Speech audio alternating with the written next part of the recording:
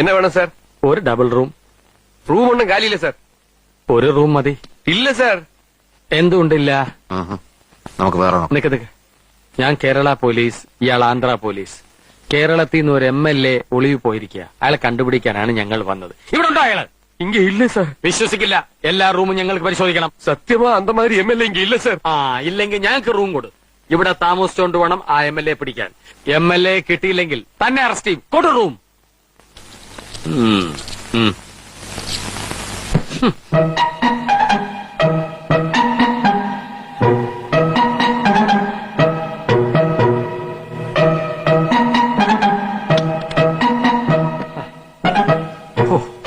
ഒരു കാര്യം ഞാൻ തീരുമാനിച്ചു. 1000-10,000 രൂപ റേഞ്ചിലുള്ള ഇടപാട് നഷ്ടമാണ്. വലുതിനും ചെറുതിനും പ്രയോഗിക്കുന്ന ബുദ്ധി ഒരുപോലല്ലേ? അപ്പൊ പിന്നെ എന്തുകൊണ്ടൊരു വലിയ ഇടപാട് ചെയ്തുകൂടാ? വല്ല ഐഡിയയും തോന്നുന്നുണ്ടോ? തന്നെത്താനെ ഇരുന്ന് ആലോചിക്കരുതോ? അല്ല, അയ്യോ കൈ. എടാ, ഒരു തൊഴിലിന് ഇറങ്ങുമ്പോ അതിന്റേതായ മിടുക്ക് വേണം. ഇത്രയും കാലത്തെ എക്സ്പീരിയൻസ് ഇല്ലേ? ഒരു 5 രൂപ സ്വന്തമായിട്ടുണ്ടാക്കാനുള്ള ബുദ്ധി നീ ഇതുവരെ കാണിച്ചിട്ടുണ്ടോ? ഞാൻ നിന്നെ പോലെ പാരമ്പര്യ മോഷ്ടാവല്ലോ. പിന്നെ നിന്റെ തന്ത പയ്യനൊരു രാജാവായിരുന്നോ? ആരായാലും ചൂണ്ടിക്കാണിക്കാനെങ്കിലും എനിക്കൊരു തന്ത ഉണ്ടായിരുന്നു. ആർക്കറിയാം? അത് കള. നമുക്കേ ഒരു ടിവിയും VCRും വാടക കിട്ടുമെന്ന് നോക്കാം. എന്നിട്ട് കുറെ ഇംഗ്ലീഷ് സിനിമയുടെ കാസറ്റുകൾ കാണാം. നീ എന്താ മലയാള സിനിമയ്ക്ക് തിരക്കഥ എഴുതാൻ പോണോ? മലയാള സിനിമയ്ക്ക് എന്തിനാ ഇപ്പൊ തിരക്കഥ? ചുമ്മാ മിമിക്രി കാണിച്ചോണ്ടിരുന്നാ പോരെ. ഞാൻ പറഞ്ഞതേ ഒന്ന് നേരെ ഇരുന്നേ. ചില ഇംഗ്ലീഷ് സിനിമകളിലൊക്കെ ബുദ്ധിപൂർവം ആളുകളെ പറ്റിക്കുന്ന ചില രംഗങ്ങൾ കാണാം. അതിലേതെങ്കിലും ഒന്നെടുത്ത് നമുക്ക് പയറ്റി നോക്കാം. മോനെ ധർമ്മ, ഏട്ടിലെ പശു ഇന്ന് വരെ പുല്ല് തിന്നിട്ടില്ല. പാറശാലക്കാർ അത്ര മോശക്കാരൊന്നും അല്ല. സ്വന്തമായി ഇംഗ്ലീഷ് കാസറ്റ്.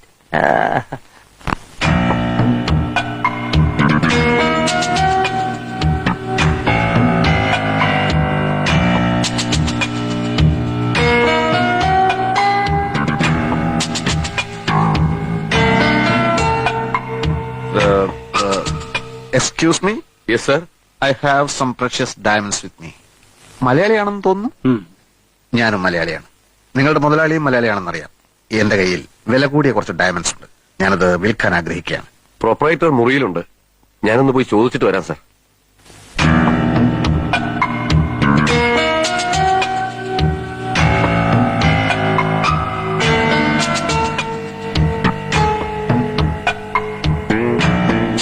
വരൂ sir. Please come. Bala, Narayanan നാരങ്ങ വിളി. ശരി സാർ.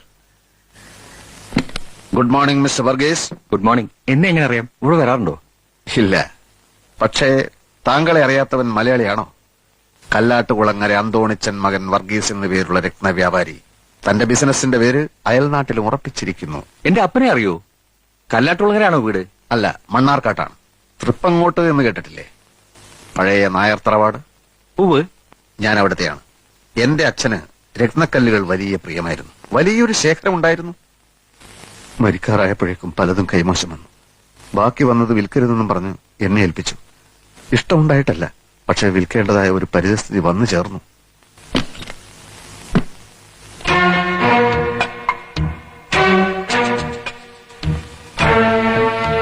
നോക്ക് നാരായണൻ,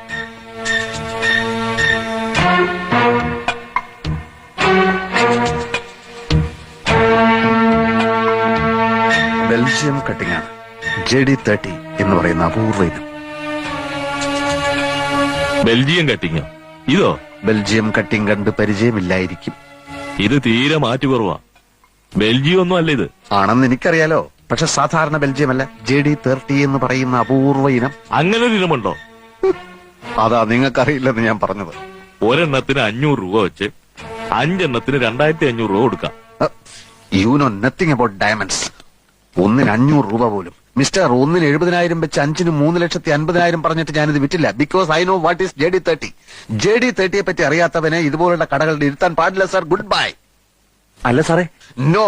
ഇയാളെന്റെ രത്നങ്ങളെ അപമാനിച്ചു, എന്നെ അപമാനിച്ചു.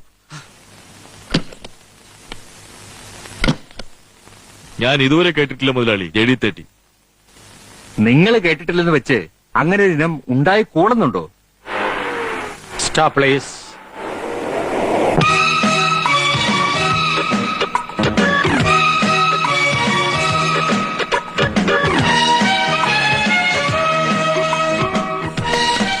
അമുറാബി, ഡയമണ്ട് സെക്ഷൻ പ്ലീസ്. അതാ അവിടെയാണ്. Thank U.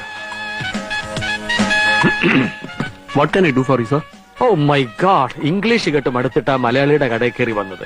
ഇവിടെ ഇംഗ്ലീഷ് ആണെങ്കിൽ ഞാനങ്ങ് പോയേക്കാം. എന്താ? Sorry sir. വീണ്ടും ഇംഗ്ലീഷ്. Sorry sir. ആണ്ടതെ പിന്നെ ഇംഗ്ലീഷ്. എന്റെ പൊന്ന് സഹോദരൻ, ഞാൻ പത്തനാപുരംകാരനാണ്, അമേരിക്കക്കാരനല്ല. അടുത്ത ആഴ്ച എന്റെ പെങ്ങളുടെ വിവാഹമാണ്. വില കൂടിയതും ഭംഗിയുള്ളതുമായ വളകൾ, മാലകൾ, കമ്മലുകൾ തുടങ്ങിയവയ്ക്ക് വടിവിഴിഞ്ഞ പോലെ നോക്കിക്കാതെ എടുത്തിങ്ങി നിരത്തിയാട്ടെ. ഇപ്പൊ എടുക്കാം സർ.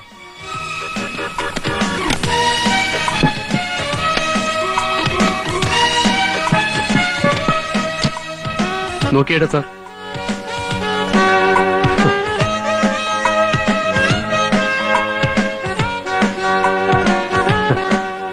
കല്ലുകളൊന്നും കൊള്ളുകയില്ല. എനിക്ക് വില കൂടിയ കല്ലുകളുണ്ടല്ലോ, കല്ല്, അത് പതിപ്പിച്ച ആഭരണങ്ങളാണ് വേണ്ടത്. ഇത് വിലയുള്ളതാണ് സാർ. എന്ന് വെച്ചാൽ എന്തു വില വരും? അതൊന്നിന് 10,000, 15,000. 10,000, 15,000. മിസ്റ്റർ, ഈ വിലയുള്ള കല്ലുകളാണ് എന്റെ പശുക്കളുടെ കഴുത്തിൽ ഞാൻ കെട്ടിക്കൊടുക്കുന്നത് മണിയായിട്ട് കിളിങ്ങാൻ. 10,000, 15,000.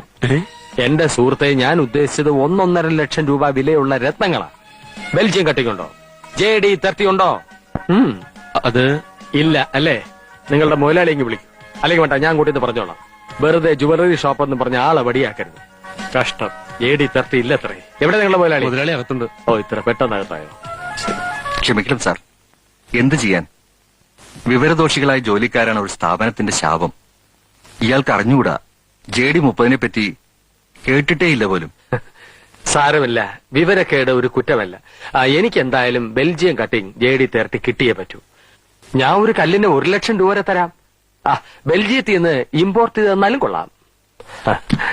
5 or 10 ഡയമണ്ട്സ് വേണേ ഞാൻ എടുക്കാം. അഡ്വാൻസ്. ഒരാഴ്ചക്കകം എനിക്ക് സാധനം കിട്ടണം. അഡ്വാൻസ് വാങ്ങിയിട്ട് എന്ത് കാര്യം? കയ്യിൽ വന്ന ഭാഗ്യം തട്ടിക്കളഞ്ഞില്ലേ? ഭാഗ്യമോ? തട്ടിക്കളഞ്ഞെന്നോ? അല്ല, ഒരാഴ്ചക്കകം JD30 സംഘടിപ്പിക്കാന്ന് വെച്ചാൽ എനിക്ക് തോന്നുന്നില്ല സാർ. ശ്രമിച്ചു നോക്കൂ. ഞാൻ എന്റെ കാർഡ് തരാം. കിട്ടുമോന്ന് വിളിച്ചു പറഞ്ഞേക്കൂ. അമുറാബി,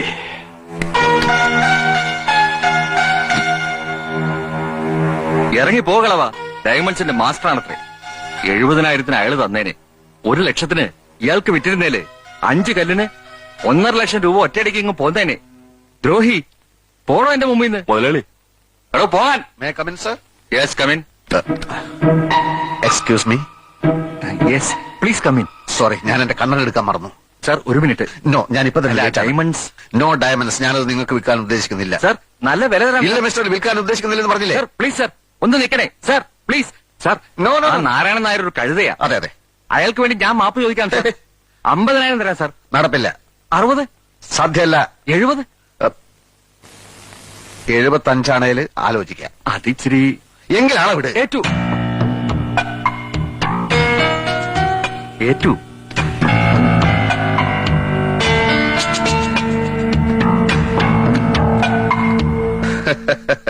ഇനിയെങ്കിലും വിവരമുള്ളവരെ ജോലിക്ക് നിർത്താൻ ശ്രമിക്കണം. എനിക്ക് നിങ്ങളെ ഇഷ്ടമായി. ഇനിയും ബെൽജിയം കട്ടിംഗ് JD30 കയ്യിൽ വരുമ്പോൾ ഞാൻ ഓർമ്മിക്കാം. അന്തോണിച്ചൻ മകൻ വർഗീസ്. Thank you. ഇതിനിടയിലെ സാറിന്റെ പേര് ചോദിക്കാൻ മറന്നുപോയി. എന്നിട്ടും നമ്മൾ കച്ചവടത്തിൽ ഏർപ്പെട്ടില്ലേ? അപ്പൊ പേരിലല്ല, പ്രവൃത്തിയിലാണ് കാര്യം. നമ്മൾ ഇനിയും കാണും. എടോ, തന്നെ പോലല്ല. ഞാൻ ആ പൂഞ്ഞിത്തറ കപ്പേളയിൽ കത്തിക്കാൻ ആഴ്ചക്കാഴ്ചക്ക് മെഴുകുതിരി പാഴ്സൽ അയക്കുന്നത് ചുമ്മാതല്ല. കർത്താവ് എന്നെ കൈവിടുകയല്ല. ആ കർത്തായെ വിളിക്കണോ? കർത്താവോ? കർത്താവല്ല, കർത്ത. 4837383. ഹലോ, 4837-383 അല്ലേ? മിസ്റ്റർ കർത്തായിക്കൊന്ന് കൊടുക്കൂ. അതെ, കർത്ത.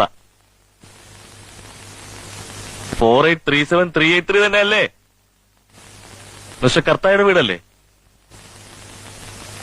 മുതലാളി, കർത്തായുടെ നമ്പർ അല്ലെന്ന്. എന്ത്? കർത്തായുടെ നമ്പർ അല്ലെന്നോ?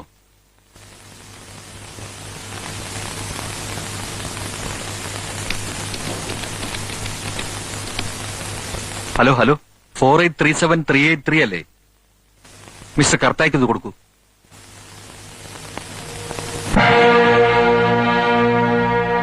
ചതിച്ചോ കർത്താവേ? ആര് പറഞ്ഞടോ ഇന്ത്യയിൽ സോഷ്യലിസം വരത്തില്ലെന്ന്? സ്ഥിതി സമത്വമാണല്ലോ സോഷ്യലിസം. ഇതുപോലെ സമാസമം പങ്കുവയ്ക്കാൻ എല്ലാവരും തയ്യാറാവണം. അപ്പൊ സോഷ്യലിസവും വരും, കമ്മ്യൂണിസവും വരും. പരസ്പരമുള്ള സ്നേഹം വളരും. വ്യക്തി നന്നായാൽ സമൂഹം നന്നാവും, സമൂഹം നന്നായാൽ രാജ്യം നന്നാവും. പിന്നെ നമ്മൾ എന്നും ഇങ്ങനെ ഒറ്റക്കെട്ടായി നിൽക്കണം. എന്റെ ബുദ്ധി, നിന്റെ ധൈര്യം. മദുരാശി മാത്രമല്ല, ഡൽഹി, കൽക്കട്ട, ബോംബെ എന്നീ പട്ടണങ്ങളെല്ലാം നമ്മൾ പിടിച്ചടക്കുവിടാ. ആ നോട്ടൊക്കെ എടുത്തു.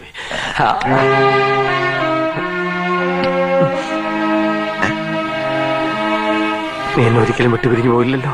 അതെന്താ ആദ്യമായിട്ട് അങ്ങനെ ഒരു ചോദ്യം? ഇല്ല, ചോദിച്ചെന്നേ ഉള്ളൂ. നമുക്കിന്നൊരു കലക്ക് കലക്കണോടാ. വേഷം മാറി നീ വേഗം റെഡിയാക.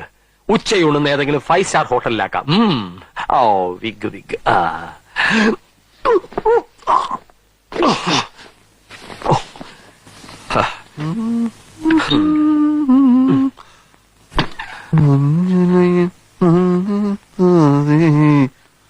വനമാസ ചന്ദ്രിക വന്നു, നിന്നെ മാത്രം കണ്ടില്ലല്ലോ.